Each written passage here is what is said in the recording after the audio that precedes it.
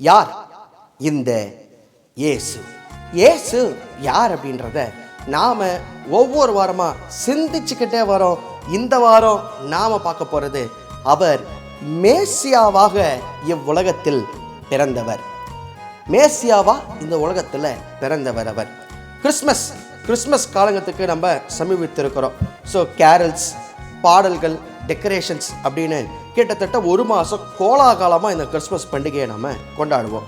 ஆனால் அன்னைக்கு இயேசு கிறிஸ்து பிறக்கும் பொழுது மேரிக்கும் ஜோசப்புக்கும் பிரசவம் பார்க்கறதுக்கு கூட இடம் இல்லாமல் இயேசு கிறிஸ்து மாட்டு தொழுவத்தில் பாலகனாக அவதரித்தார்.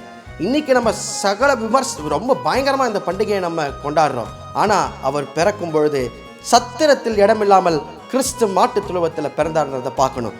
இதுக்கெல்லாம் காரணம் என்ன? ஆதியில் ஆதாம் ஏவாள் செய்த பாவத்தினால ரத்த சித்தப்பட்டாதான் பாவ மன்னிப்பு கிடைக்கும்னு வேதம் சொல்லுது. அப்போது காளையும் ஆடுகளையும் மாடுகளையும் புறாக்களை அடித்து அந்த ரத்தத்தை சிந்தி கடவுளுக்கு பாவ மன்னிப்பு நிவாரண பலியாக செலுத்தினாங்க. ஆனால் இயேசு கிறிஸ்து ஒரே தரம் மரித்ததுனால இன்னைக்கு நமக்கு பாவ மன்னிப்பு இலவசமாக கிடைச்சிருக்குது. அப்போது நமக்கு பாவ மன்னிப்பு கிடைக்கிறதுக்காக, மரிக்கிறதற்காக, பாடுகளை சகிக்கிறதற்காக கிறிஸ்து இந்த உலகத்தில் பாலகனாக அவதரித்தார். இருளில் இருக்கிற ஜனங்கள் பெரிய வெளிச்சத்தை கண்டார்கள்னு வேதம் சொல்லுது. அப்படி இருளில் இருந்த, பாவத்தில் கட்டப்பட்டிருந்த ஜனங்களை மீட்கிறதுக்காக, அவங்கள காப்பாற்றுறதுக்காக ஒரு மேசியா இந்த உலகத்தில் அவதரித்தார். இயேசு கிறிஸ்து இந்த உலகத்தில் பிறந்ததோட்டு தான் நமக்கு பாவ மன்னிப்பாகிய மீட்பு நமக்கு கிடைச்சது. மெசாயா கட்டப்பட்டு இருக்கிற ஜனங்கள், கஷ்டத்தில் இருக்கிற ஜனங்கள், அடிமைப்பட்டிருக்கிற ஜனங்களை மீட்கிறதுக்காக ஒருவராக இயேசு கிறிஸ்து இந்த உலகத்தில் வந்தார். அவர் அதான் சொன்னார், பாவிகளை ரட்சிப்பதற்காக கிறிஸ்து இயேசு இந்த உலகத்தில் வந்தார்னு சொல்லி.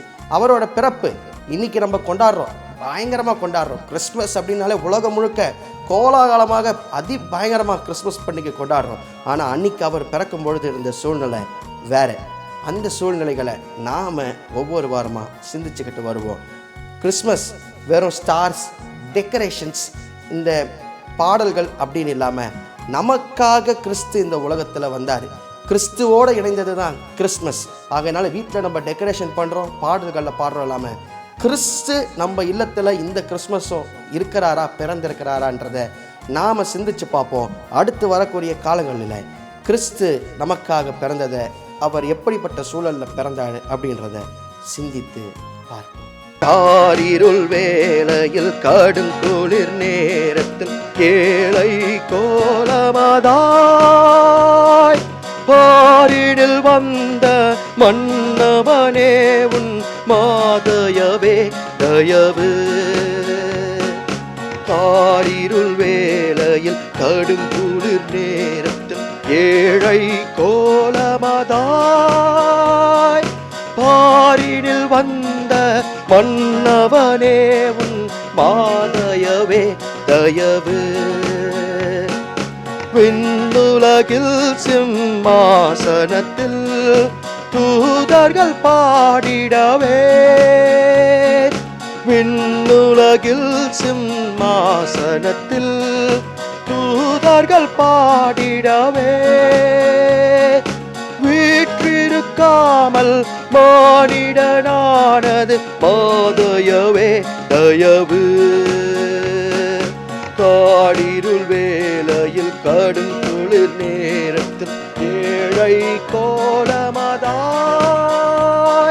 பாரிடில் வந்தது மன்னவனே உன் மாதயவே தயவு.